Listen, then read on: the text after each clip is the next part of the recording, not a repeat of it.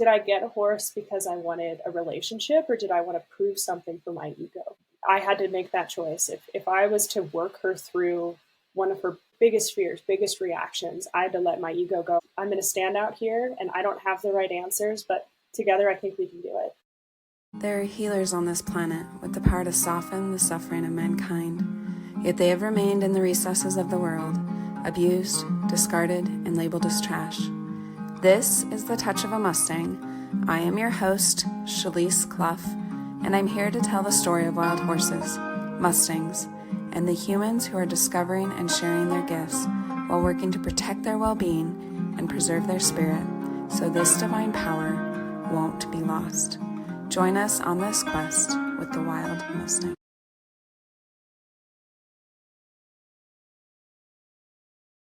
I was excited when Cope sent me a referral to you because a lot of times I'll ask people, but I figured if he just thought of it and sent it my way, you probably have a pretty good story to share. Yeah, Cope's a really good friend. We've known each other for a number of years now. And it's been really cool to watch his journey with Mustangs too, from Heroes and Horses. It's a very cool story.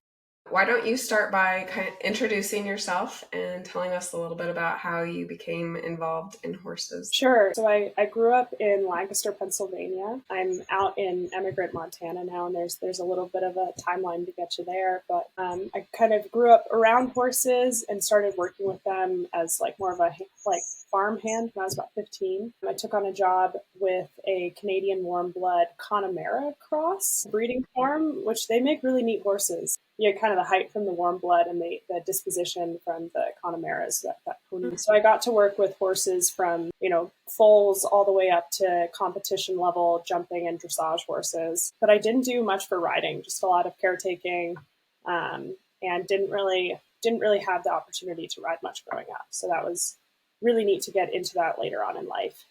So I, worked at this farm, ended up going to college out in Maine. So I went to Bowdoin College in Brunswick, Maine, to study ag, soil science. My job's technically earth science, or my degree is technically in earth science. So, I got to dig into, soil a lot in college. And then in my summertime, I would go out and I would ride horses in Montana to kind of put me through school. So that's when I got started out west. You went pretty far in your academics before you kind of turned over and focused a little more specifically on horses, didn't you?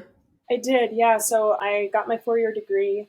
And during that time, I was also had the pleasure of working in some internships at NASA. So I got to do some little earth science coding as part of their developed national program. So I started there as a participant and then a project lead during my second project. And those were actually mainly focused around remote sensing satellite data of ranch land. So I've been able to kind of, now I'm a ranch manager. That's what I do for a living. But before I was able to do ranch management from space. I had never even heard of that, so I didn't even know they did that. That was really interesting. So, there are a number of platforms you can use to kind of understand this, but the one we were working on was the rangeland analysis platform.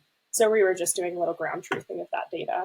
They were only like 4-month projects, so I got to participate in that in the winter, and then in the summertime, I'd continue to come out to Montana and ride horses. And I was working as a guest rancher and then sometimes as a ranch hand, kind of depending on what gig I was on. So I ended up graduating college in 2021 and then moving full-time out here. Was that a leap switching from academia into hands-on ranching? Well, I didn't love being, behind a computer. I've always really enjoyed working with my hands. I feel better at the end of the day. Yeah.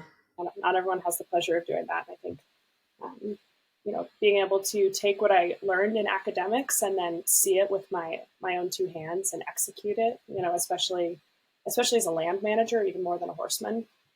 So it was a switch, but you'd be surprised how much like a bachelor's in earth science will do when you're learning about noxious weeds and talking about the difference between annuals and perennials. And I look out at the landscape and I think a lot about soil types and why some of my hay fields are more productive than others based off of where the Yellowstone River was a million years ago. So it's kind of cool how that all comes together. Yeah, there's a lot that goes into it, I'm sure. We have acreage and we're kind of revegetating from building the house and stuff. And I just think, oh man, I wish I knew more to figure out how to do this better. So it's really interesting you've been able to use that. It's been cool. I've had a lot of people to lean on, and the managers before me had a really holistic understanding of the ranch. They're the kind of people who, look out and say, I see the golden eagle nest has babies in it this year. Your rattlesnakes are back. And you're like, okay, years of experience will bring you versus, I can look at a landscape and maybe tell you that it's glaciated. These are different skills and handy in different ways. And I'm very early on in my career, and bringing that all together so young has been really special. Tell us a little bit more about horses and what led you to get a Mustang. Yeah, so I rode my first Mustang in Big Sky, Montana in 2020, maybe 2019, and fell in love with this McCullough Peaks gelding, who no one else really wanted to deal with just because he had some behavioral issues. And throughout riding horses in my summers, and usually I was there May through September of every year, I spent a lot of time in the saddle getting to know these horses. And Mustangs just always seem to have that extra dimension. I don't know, they just didn't have a lot of quit in them, and I relate to that pretty heartily. It's been kind of a dream of mine to own a Mustang. I didn't have my own personal horse until I adopted my first one. That's a good way to start. Yeah, starting big.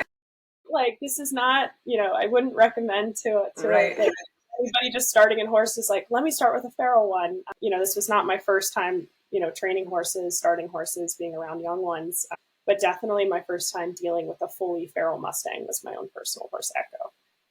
So, when I was dreaming of, this beautiful dream horse, whatever I was going to do next, I wanted a challenge. Now, was that pertinent timing to do just as I started this job? I manage a ranch in the Paradise Valley.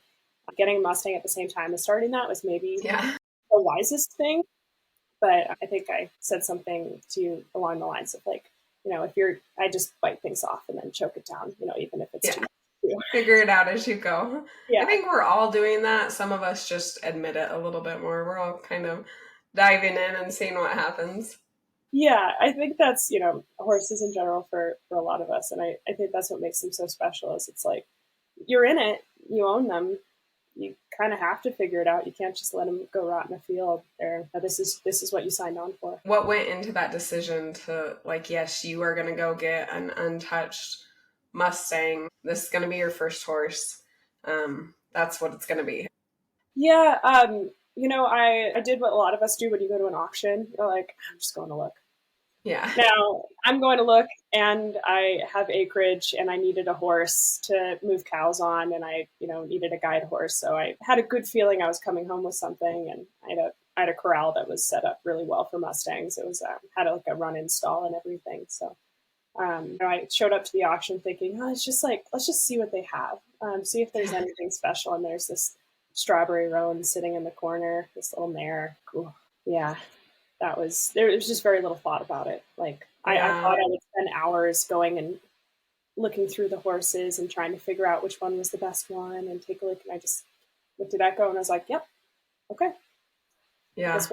Figure it out. Sometimes you just need to look. That's kind of the same thing that happened to me. I saw her picture and I was then I got too far in, turn around. Tell us about how that journey's been from, getting her. Yeah. Echo's start was kind of tumultuous even at the auction. We loaded her out of the Hamilton, Montana facility, so way in the western part of the state. And we had the trailer all backed up, and you know how they're going to open the chute and the horse kind of shoots forward. Yeah. So Echo shot forward, and the person who was attending to my trailer door, he was not very experienced, and he was kind of excited, and he slammed the trailer door on her shoulder and cut her open. So Echo's first introduction to people in trailers was not the best. Not ideal. Yeah, and then she panicked and backed up and then tried to go again, and then he shut the door on her again. And that was I have it on video. It's the toughest thing for me to watch, where I'm just this horse isn't even in my hands yet, and she's already getting beat up on.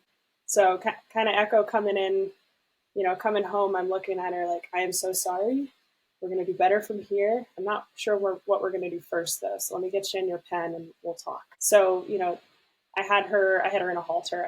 Then put a halter on her in the chute, and she drug that thing around for 3 weeks. And, The first touches, of course, a lot of us, I put a glove on the end of a little whip and started with the glove and kind of moved my way on up that rope. And pretty soon we were able to be around one another. And something that's interesting, with Mustangs, I've never met a more intuitive and sensitive creature. The first time I ever laid hands on Echo, her entire body shook, just head to toe. She was like, this is not a horse that looked at me. And this is one of the reasons I say, like, don't get a Mustang as your first horse. Yeah, no, that is true. That's good advice to not start with a Mustang. So don't start with Mustangs. It's a magical moment, for us horse people, because we know, like, I'm a predator. She knows I'm a predator. It's a wild horse. But it's not like the movies. She's not gonna go, oh my God, this is my person. You've rescued me. Thank you for bringing me home to your ranch. Mm-hmm. I am your first horse, and we're going to be best friends. And part of me is just like, that'd be nice, though. Yeah. I'd love Absolutely. I think a lot of us envision that too, that it is going to be magical in that way. And I agree, it is a magical experience, but it's very different from that. It's not just some instantaneous connection and all beautiful from there. It's a challenge. It's messy. Yeah. And more than anything, for Echo, I had to be consistent. I had to be fair. And, you kind of come in, I've worked a lot of quarter horses, you come in with like a certain set of rules, like this is, in order to be clear, this is the way I'm going to communicate with you. These are the drills I like to do before I, put 30 days on a horse, before I swing a leg over the saddle. I had to throw every single one of those rules out the window to start my Mustang. We're not running on my clock anymore. This was like a mutual clock in which I'm trying to push her forward, and Echo's sitting there going, "Earn it." Yeah, that's a really good way to put it. They do make you earn it a little bit more, or prove yourself to them. Yeah. Can't skip steps. Anytime I wasn't fair, that's when we would have problems. And that's, it's one of the reasons I named Echo Echo. She's, over time, her name has become more and more her. But at the start, I was like, I've been working horses for 8 years now before I got Echo. I want her to be a reflection of everything I know. And I was excited about that. Like, oh, she's going to be cool. And then for the first couple of months, I went like, I don't know anything. Yeah. About horses. Yeah, it really does make you kind of question yourself, because a lot of things you've been taught, you have to kind of go back in and reanalyze and relearn some things and get some new ideas going. It's humbling. It's really humbling. And, Echo and I were able to accomplish a lot together very quickly. We got our first touches in. I laid her down in the first month of her being home. So I was able to, I'm sure you've seen people do this, lay a horse down and then touch them all over. And that was honestly a big breakthrough for us. We were able to get right into saddling after that. And previously it was, getting around Echo's body was a really big deal to her. And I guess with Mustangs, we're continually proving ourselves not to be the predator. But how do you become a leader without, and how do you establish boundaries? How do you, show these horses, like, I am someone you can rely upon. I am strength for you, but not instill a fear response in them. And they come pre-wired. Every horse is a little different, and Echo came very, very flighty. And, how do you balance that? How do you develop draw when there's so much drive in a creature? That was the project of Echo very early on, and still is under saddle today, but she's just a heck of a lot more broke now. And a lot of the things that we're taught to do kind of show them the opposite. Mm-hmm. You're scared of me already, and now I'm doing something even scarier, and you should just manage it. And so I think that is where a lot of our relearning has to take place, to kind of consider how we're approaching them and how that's what they're learning and how they're taking that. Yeah. There's, I found it really easy to flood Echo more than most horses I've worked with previously. Her brain shut down and she either went into freeze or flight mode way faster than a lot of the, barn bred, pasture bred quarter horses I had dealt with in the past that had been raised around humans. Echo, I bought her and she was labeled by the BLM as a 4-year-old. Probably more accurately, she was closer to 6 or 7 based off of her teeth. So it puts her about 9 years old now. And taking us, she would have been 6 coming out of the wild then, taking a 6-year-old that's like everything that Echo had known before me was, this is how I survive. And now you have to rewire that, like Mm-hmm. you're going to see something flap and I want you to stand still. And you can't be mad at her for, you can't be mad for their responses. And the way that Mustangs will often hold on to those longer than quarter horses. Like with quarter horses, you're like, yeah, I got him slicker broke. I spent a couple days doing that. With Echo is like, I spent 4 months sacking her out with pretty much everything I could find on the ranch to desensitize this horse with, feed bags, Gatorade bottles filled with rocks, everything is saddle pads, slickers, whatever, tarps. And, doing that without flooding her, that was a really, really big project. And she's still every once in a while, like you give her 2 weeks off, and a lot of those instincts will kind of sneak back in because they were there for 6 years before she entered a world in which she's not always on the run. Yeah, she's expected to act completely different than everything she's known.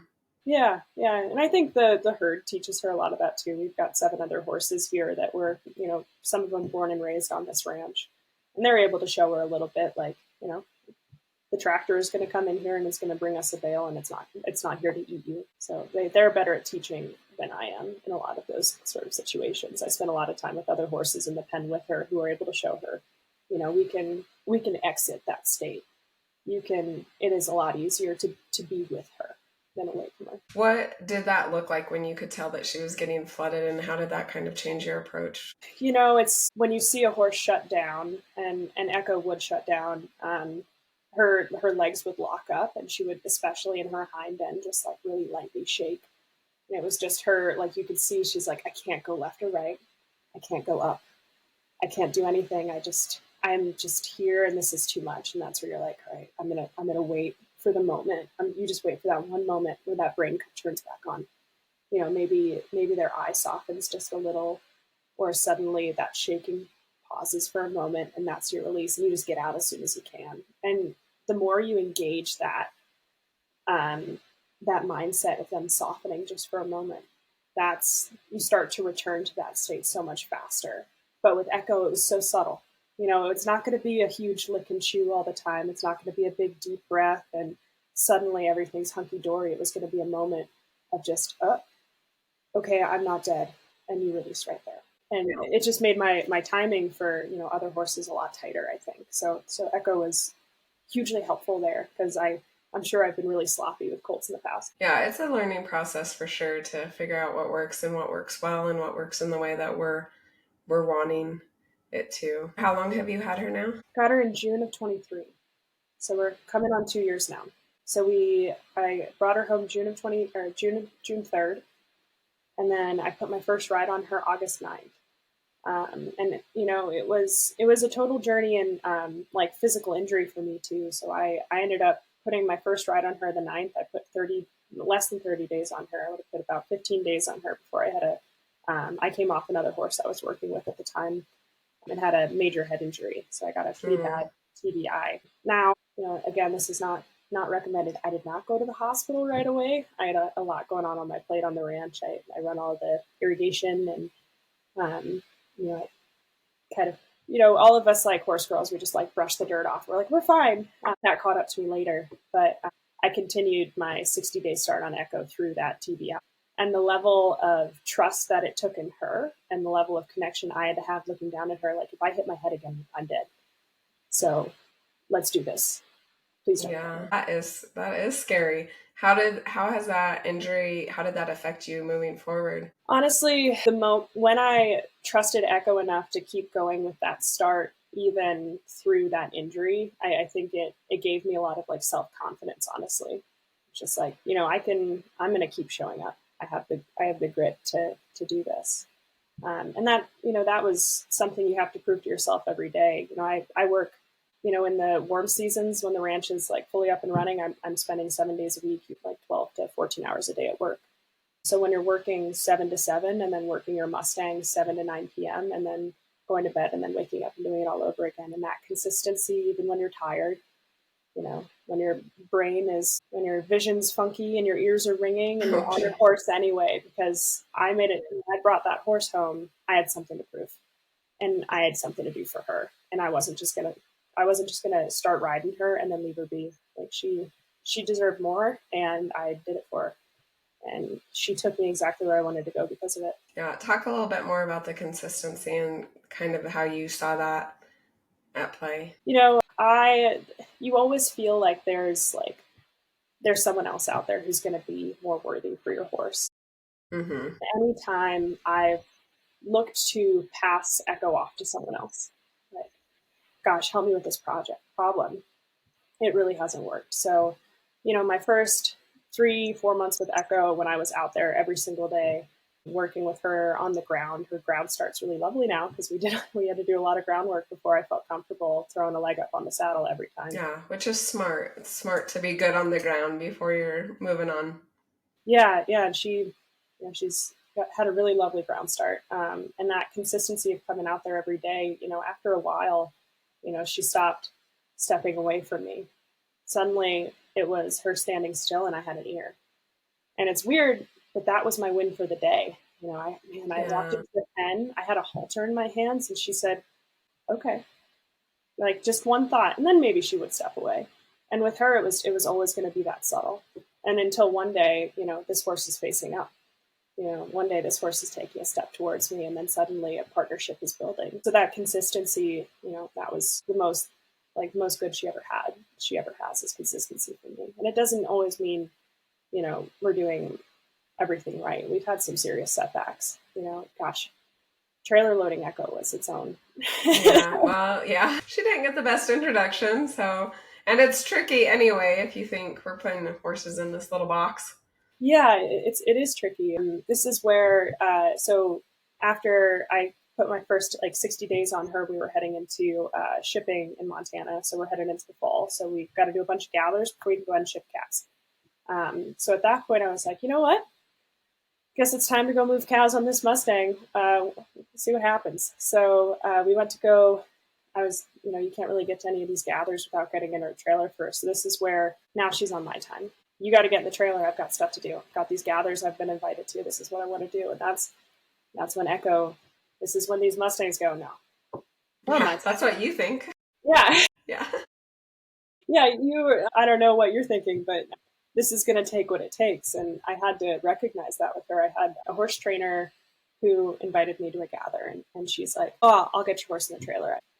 I've taught hundreds of horses how to trailer load. And in my head, I'm like, oh my God, thank God. Yeah, I don't have to worry about it. Perfect. I don't have to worry about this. Finally, I've helped with this. I pretty much spent my first 3 months with Echo completely by myself. I live and work largely by myself, with the exception of my fiance who lives here but doesn't always ride horses with me.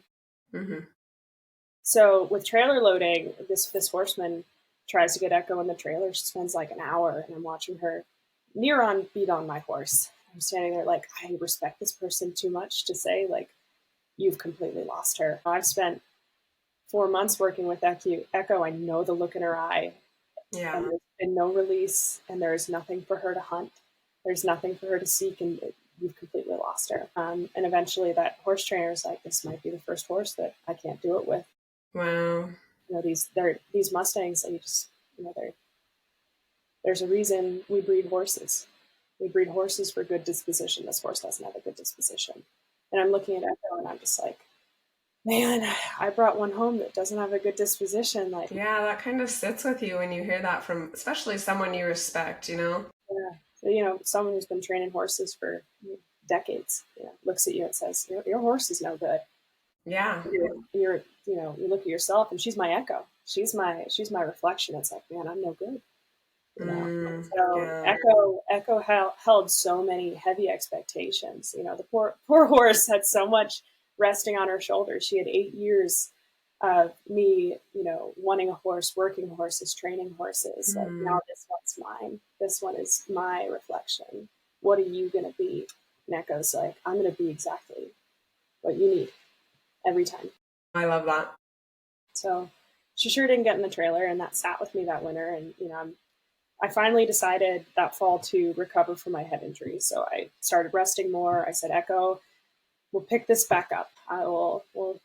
We'll see what we're doing, maybe like later in the winter. So winter comes around, and I have a really good friend who's also a horse trainer. All of us horse girls have all these great friends. And I was telling her the story of what happened with Echo and during shipping with trailering. And she's like, I can have your horse in the trailer in 20 minutes. And once again, I make the mistake and I go, oh my goodness, thank goodness. Yeah, getting your hopes up. Like, this has probably been weighing on you because we all want our horses to succeed. Yeah. We all kind of wonder, oh, maybe it's me. Yeah. This is my reflection, and she can't even get in a horse trailer. I'm a failed horse trainer. I ride for a living, and this is what I have in the pen. Poor Echo holding all these expectations again. And I say, okay, thank goodness you're able to do this, because she really, flips over backwards, Echo threw herself down on her side and just laid there covered in sweat, breathing the first time we were trying to get her in the trailer. I mean, huge reactions. I didn't even want to have her saddled. I thought she'd break my horn coming up and over on herself. And her reactions were always like, it was freeze and then explode. My good friend came over, and we went to trailer load, and gosh, she spent 2 hours with my horse, and Echo's just shaking head to toe and frothing with sweat. And I don't want to say anything because there's so much here. It's like, I don't want to insult you and tell you, please don't do this anymore. And Echo's sitting there just like, Mom, like, yeah, what are you doing? Like, this isn't going to happen in 20 minutes. What are you thinking? And it didn't. The recommendation I got was, put her in a pen with the trailer, put the food and water in the trailer, and either she gets in or she starves. And I was like, okay, I'm going to do this my way. So I put her back in the pen. I give myself a couple days to think about it.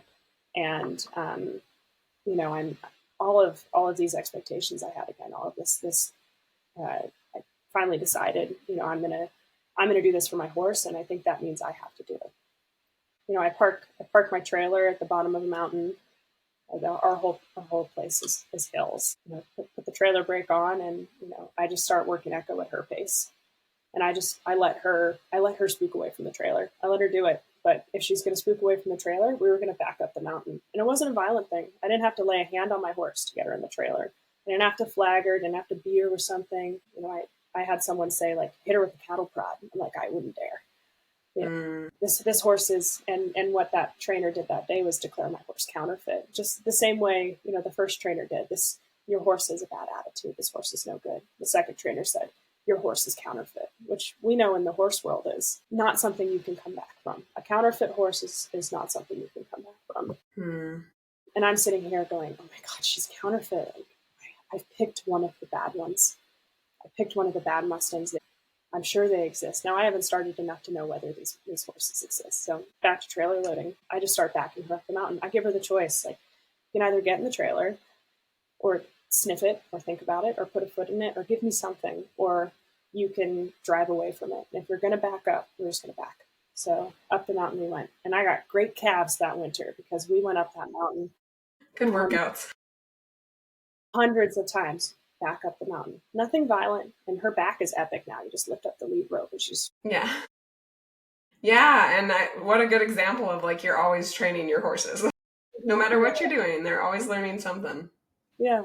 And so up the mountain she went over and over and over again until suddenly 1 foot was in. Then 2 feet, then 3, then 4, and every time, I would get a win. I would get a sniff, I'd get an ear, I'd get a moment of softness, and I would accept it and I would love on her. Just be like, dude, this is the best. And I would put all of the love in my heart and try to let go all of those awful expectations I was putting on my shoulders. I'm standing in the trailer like, what am I doing to my horse? Like, did I get a horse because I wanted a relationship, or did I want to prove something for my ego? And Echo was like, I had to make that choice. If I was to work her through one of her biggest fears, biggest reactions, I had to let my ego go and say, I'm a total failure of a horse trainer. Whatever. If you get in, I really hope that I'm going to stand out here, and I don't have the right answers, but together I think we can do it. And, in 3 days, Echo was in there. Now she self-loads. You just toss the halter over her and she goes. That was like a big moment for me where I was like, yeah, this isn't about me. That is a huge piece to it, because a lot of us do get Mustangs, we have these high expectations and we have these magical images in our head of, the horses that are trained really quick and really easy is what it looks like from the outside. And then you get in there and I think you said something like that before. She kind of gave you what you needed every step of the way, which was some personal insight that, yeah, we're going to have to step back and work together on this if it's going to be successful. Yeah, it was, you kind of have to, you can't be in it for anything other than loving the horse. It won't work otherwise. They'll know the difference, and she sure did. And that was a huge turning point for us. After that, I went ahead and trailered her over to a clinic and rode her in a cow horse clinic and, kept riding her all spring. And, I put her away for a little while, and I made another mistake. So that spring, I had a lot going on. So spring on the ranch is the most busy time. We've got to get all of our irrigation started up. We've got to get out there in the tractor and take care of our fields. It's also the same time I've got to put rides on all of the other horses. So my job was ramping up, and I thought, who someone else would probably be better for Echo to put the first couple of rides of season on her.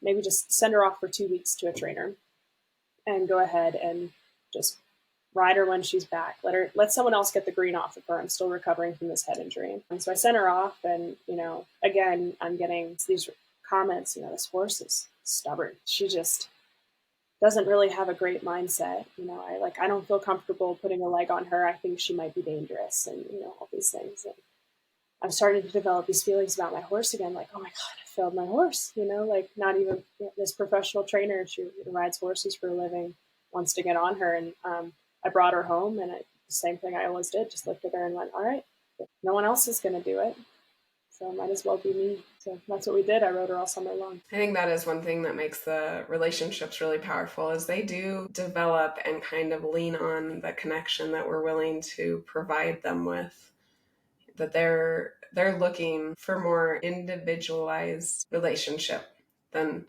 some other horses might be that just go from, owner to owner or trainer to the next thing. They really do, I think, rely on that relationship. Yeah, it was a kind of mindset shift for me too, of viewing setbacks with Echo. So, viewing trailer loading as like a failure on myself. Like, I'm not enough of a trainer. And, my friend and I have laughed about it since. The one who tried to get Echo in the trailer initially, we've laughed about it since then, because she's like, I needed that too.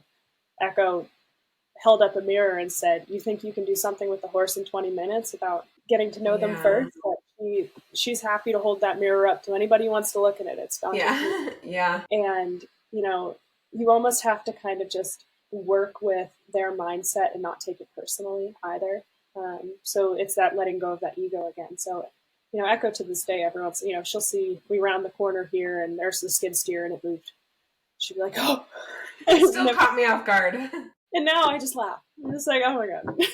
Yeah. You're still there. Like, what a funny thing. And I think that, people aren't necessarily always used to horses that don't always, she doesn't have quit in her, and neither do I. We're both like that. And it's not like Echo's, I don't, our relationship is at the start, and I'm curious to see how this develops. But as of right now, Echo is always going to go. And you just have to be like, it's okay. Like, just laugh it off. She's not there to hurt you.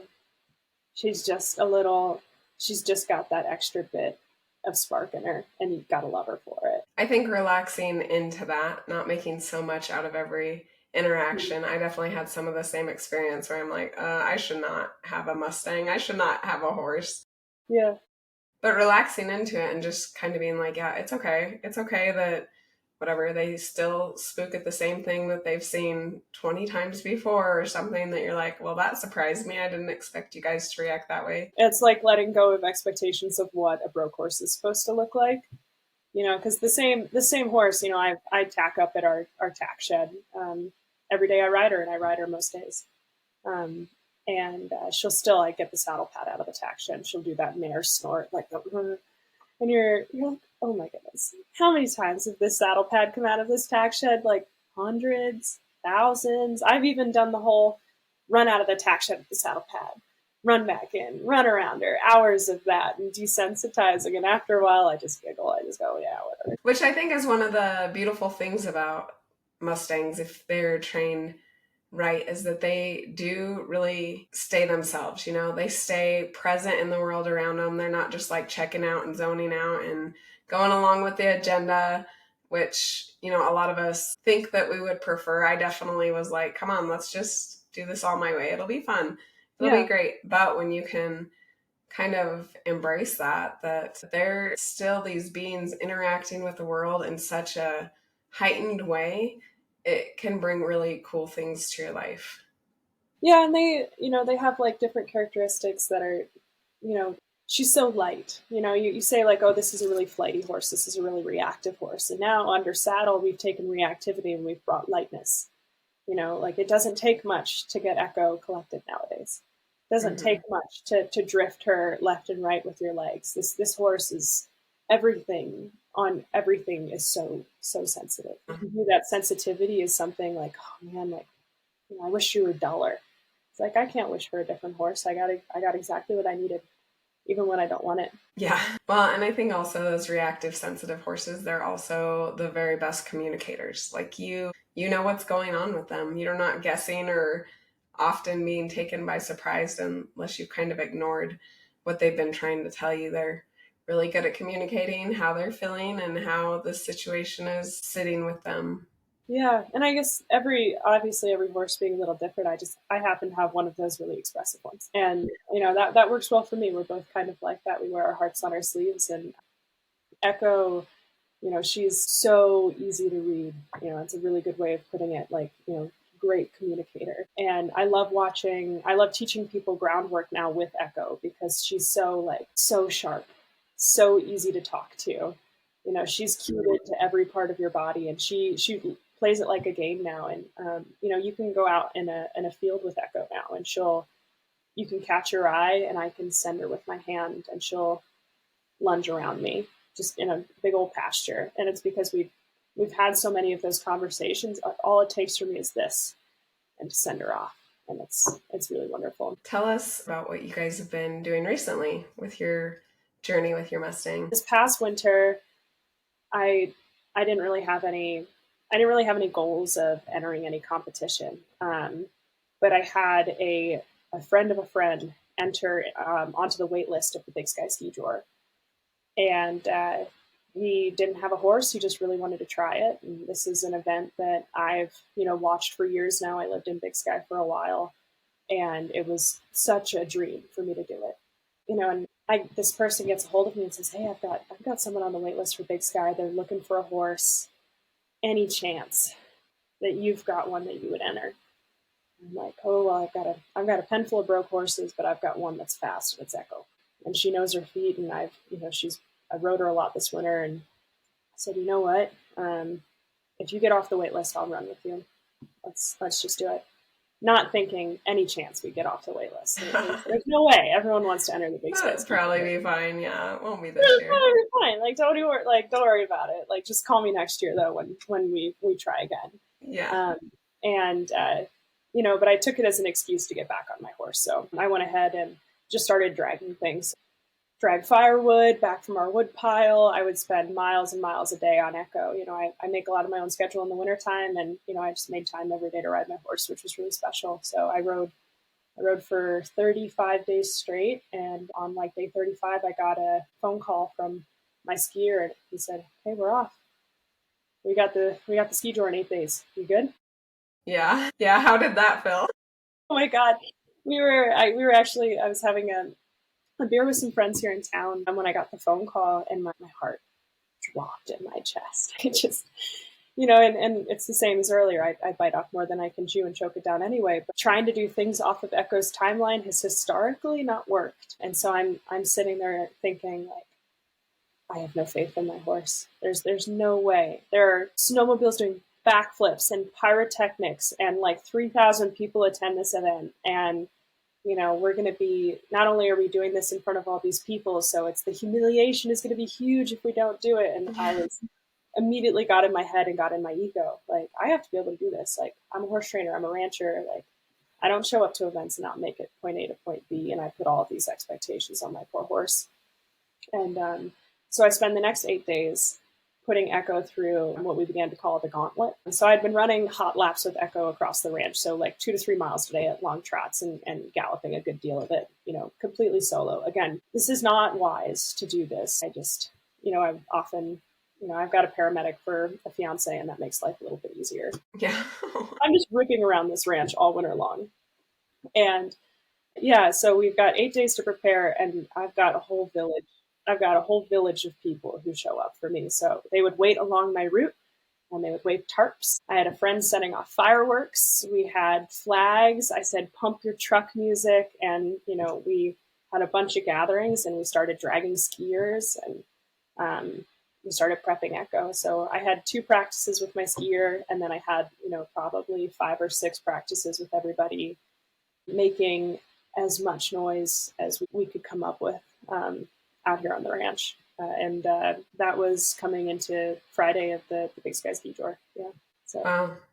That was, and then how was it when you got there? Echo was really unexpected. So we got her unloaded, and this is like a major blizzard trying to get there. So we ended up showing up the Thursday before the event, spending the night, and she's handling all of this like a champ. She's oddly zen. This horse has had 40 days of miles and miles and miles of riding, and I'm looking around, and everyone's got these gorgeous horses. This is a lot of people end up riding appendix horses, so thoroughbred crosses, or these really big, tall, beautiful quarter horses. A lot of this is what enters the ski tour. I think Echo is one of 2 Mustangs there. Believe it or not, the pen right next door to us, there was another Mustang right there, and that was really nice. Neat. Yeah, you're like, but that somebody else there with us that's maybe a little crazy. Yeah, exactly. Someone else who's just a little bit more like us, just giving it a shot. So yeah, we were entered into the novice division. It was my first trip down a course. It was Echo's first trip down a course, and it was my skier's first trip down a course.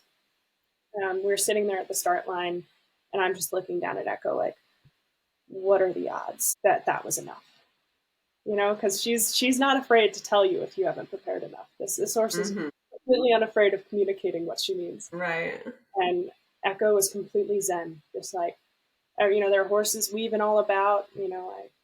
A really funny moment right before we went, we had this woman come up to us and waiting at the start line, and she goes, "Is that a Mustang?" I'm like, "Oh yeah, I got her about a year and a half ago." And she goes, "Yeah, you can always tell they all look like they're put together from spare parts, don't they?"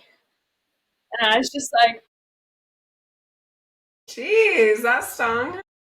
Well, and it was one of those moments where you just kind of like have to laugh, just like, no one believes in this horse. Hardly believe the underdog. Yeah. I was just planning. I was like, I'm going to ride her like I love her, and I'm going to ride her like I trust her, and I'm going to ride her like she's going to take me to point B. But these Mustangs just have this reputation, and I'm sitting there, and I've got the weight of my own ego, and I've got the weight of, what if everybody after this thinks Mustangs are too crazy to take through to do this stuff? You want to represent the breed well. They've got such a reputation in the horse world. And we're sitting there at the start line, and this woman says, "Oh, your horse is trash." And I'm like, whatever. We're gonna ride. I'm used to that by now, so it doesn't matter. Yeah, everyone. She's everybody doubts her. She's counterfeit. She's ugly. She's ridiculous. She's stubborn. She's not worthy. And I'm this horse is just not worth it. And I'm not there going, "This is my first one. I love her more than anything, and none of what you guys think matters. I'm going to do this my way." So we were third up, and you get to run twice. So you run with your draw. So you run once with the person you signed up with, and again with your draw ride. So I had a randomized person I rode with later that day. So I was first up with my skier Dakota, who was fabulous. He's really quick, really positive, and has never once said anything but that Echo is a badass. He had so much love. That's what team you need. Horse. Yeah, he had so much love and support for that horse. I had so many people there who loved and supported that horse, and we took on that course, and we ripped it. We absolutely crushed it, start to finish. Like, there was a jumbotron, there's crowd. Echo didn't look at any of it. I didn't even put my legs on her. I didn't over and under barrel racer style. I just put my hands forward and just said, "I hope it's enough. Like, I love you. Please go." And Echo just launched. She locked in. We had the fastest time of the day. We held the We held the fastest time of the day for 30 horses. And to sit Wow. there, we got to sit there at the start with this little counterfeit spare parts Mustang and the announcer over and over going, that was a quick time, but it wasn't as fast as that Mustang. That was a quick time, but no one's got anything That's on it. awesome. Over and over and over again. One of the final teams, I think 45 teams went that day. One of the final teams beat us by 0.4 seconds, so 4/10 of a second. So we ended up coming in second that day, but I didn't care one bit. My horse. I mean, yeah, that's amazing. Echo is she just flew. It was one of the best moments of my life to be on a horse that moment was just like, okay, I trust you. Yeah. It It was probably enough. represented that whole journey that you'd gone through with her. Yeah, it was really neat. So the top 3 teams in the novice division uh, actually run the next 2 days in the division up in the sport division. So not only had she kind of brought a little money home that day, she went ahead and moved us up, and I got to run in the sport division. So Echo ran 3 more times that weekend and ended up taking 9th overall. So she just got faster and faster and faster, and never once skipped a beat, and was completely perfect at the start line. Just like, all right, Mom, I get it. You thought I wouldn't. Oh, Yeah. You doubted me. you Not as doubted. much as everybody else, but there was a little bit there. There was a little bit there. So, to be able to accomplish that, like it was, that was one of the coolest experiences of my life by a long shot. And one of the hardest things I've ever done was to take a Mustang from where she was to where she is now. What a joy to own from these horses. Yeah, they definitely take you on a journey. They definitely teach you lessons, mirror what you need to know where you're missing. Yeah, yeah. And you can't, I couldn't give up on her. Again, this is my first horse. There was no giving up on Echo. The only path was forward. But it was never going to be exactly what I envisioned it. And I wouldn't do it any other way. Yeah. Every other horse I work with, I bring more sensitivity. I'm able to listen to their cues a little better. I'm able to catch those little ones only because I had to. I agree. I think they do make us better. They definitely help us grow, teach us, help us see the things that we're maybe just brushing over and ignoring or don't even realize at all. Help us Yeah. see that. Then suddenly you're holding a check and you're looking at your mirror like, wow, man, I was just showing up to show up. Suddenly. Yeah. You made a commitment you didn't think was going to happen. No, I did not. Yeah. So are you guys going to do it again next winter? Yeah, we're addicts now. Yeah, she loves to run. When we do, we do our hot lap around the ranch, or there's like a specific route we used to do training for the skijoring, and I have to be careful now because if I take friends to do that, I can watch Echo's ears go. Do we get to gallop this part? She's ready to go. She's ready to go. She continues to be that way. So it was neat. I got invited to do a number of skijors after that, and I kind of just let it be for the season. I was like, Echo, you did exactly what I wanted to do. I'm not going to just keep piling on more because you gave me a lot. So Yeah. I didn't, I was invited to do Red Lodge and Wisdom and stuff, and just, decided, was like, you know what? Good job, Echo. See you next year. Yeah. Which that takes a lot. Not everybody will do that. You feel like you're winning or doing good, you got to keep going. But I think that's huge to kind of count your successes and to acknowledge like we had a success. Even you talked really early on about just like the tiniest, smallest success, an ear flick at the right time or whatever. And you're like, yay, that's great. All the way to, celebrating this big, huge success that came after a lot of work and partnership together. I hope she continues to surprise me, and I continue to surprise her, and like the kindness and consistency I'm able to bring.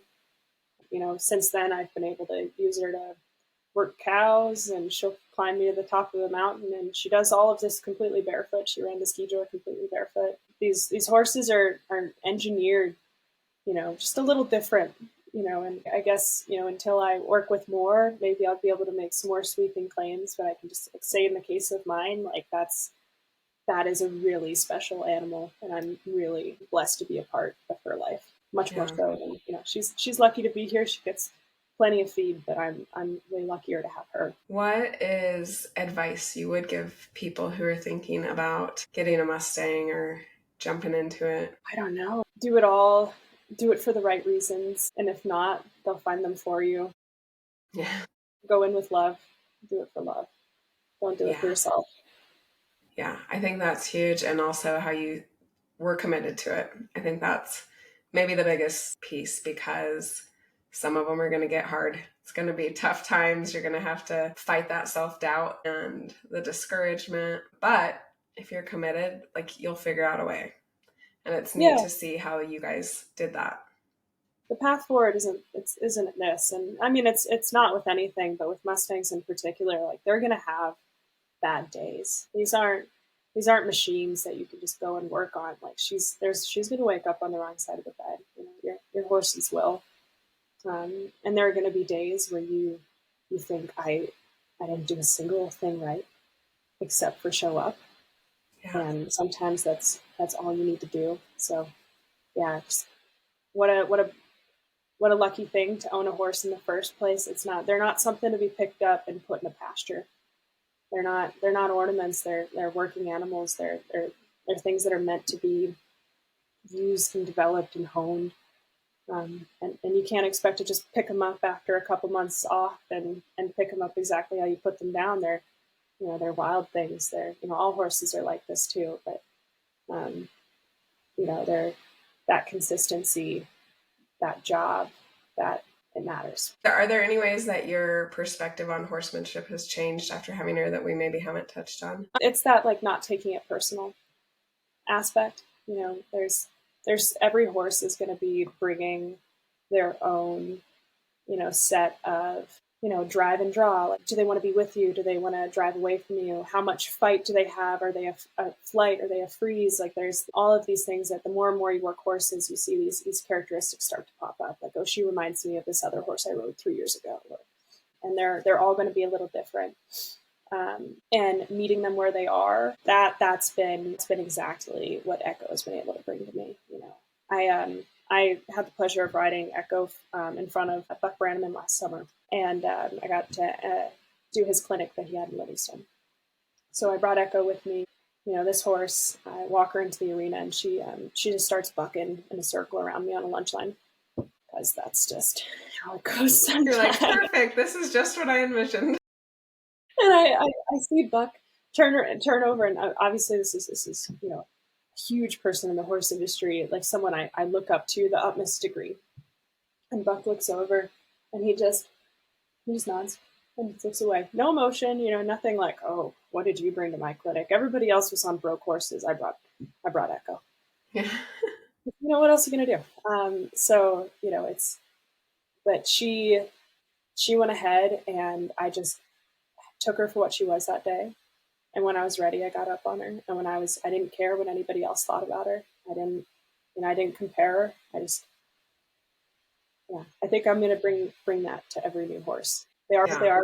Meet them where they're at. That is huge. I think that point of not caring and really wanting to do, to honor the horse and where they're at is really huge. Because I think a lot of times between that and ego, which you mentioned a lot of times, trying to get our kind of feeling of being okay, our feelings of self-worth from how these horses are behaving. If you can let go of those two things, where you're no longer worried about, what people think or what people are saying, and you're really worried about, what your horse is telling you, what they're trying to communicate, and kind of able to let go of, like, this isn't a statement about me. This is just our relationship. We're just developing and growing our relationship.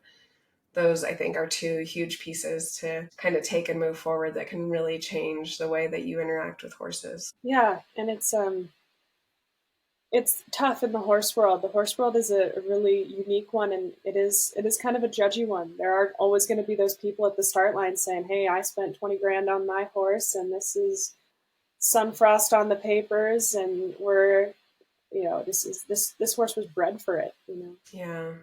And when you look at a Mustang, it's like, what were you bred for? What are we able to accomplish? What's standing in our way? Is it your bloodlines? Like, are you a thoroughbred cross Mustang? Are you one of the more drafty ones? Like, what? Mm-hmm. Who are you, and who am I? And over again, they just show us, like, who cares? Put me down better than you pick me up. Yeah. And see where you can go.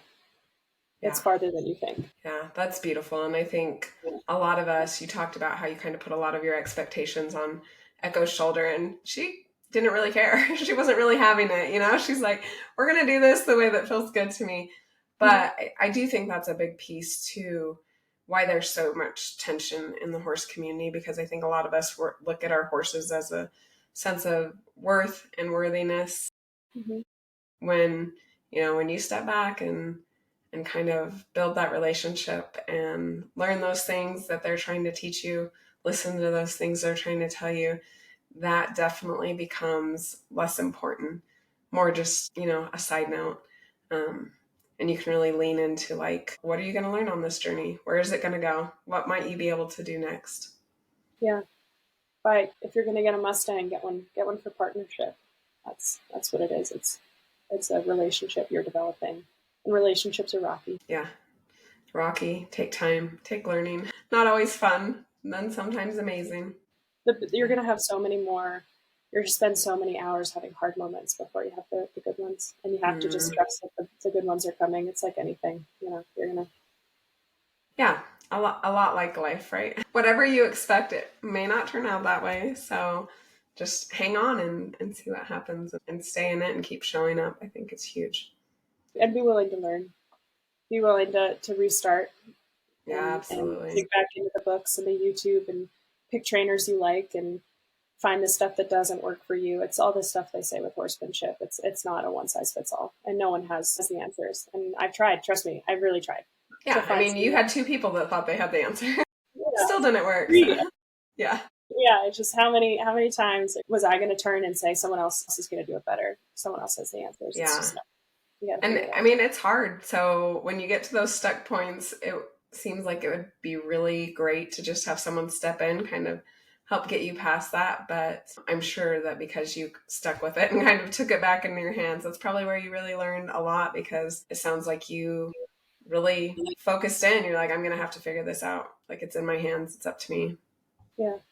I mean, it helps. She's in my backyard. So there's a certain amount of like how realistic this is for people. You know, it's, yeah. When I think about someone who's like seeking a Mustang, everyone's got different situations. Maybe you've got a barn, maybe you've got a mentor, maybe you've got no horse training experience at all, which I would not recommend getting a Mustang if you have no horse training experience. Yeah. Start differently, please. Everyone's going to have different circumstances, but consistency is consistency. And I was in a situation where I could do that, where I could finish work and then be there. And if someone's not in the position to be that, you can't blame the horse. Yeah. Yeah. And I think even with consistency, it doesn't have to be that something huge every day. It can be just those little wins regularly over and over again, till one day they don't even want to be near you, and the next they're coming and checking you out and seeing what's going on.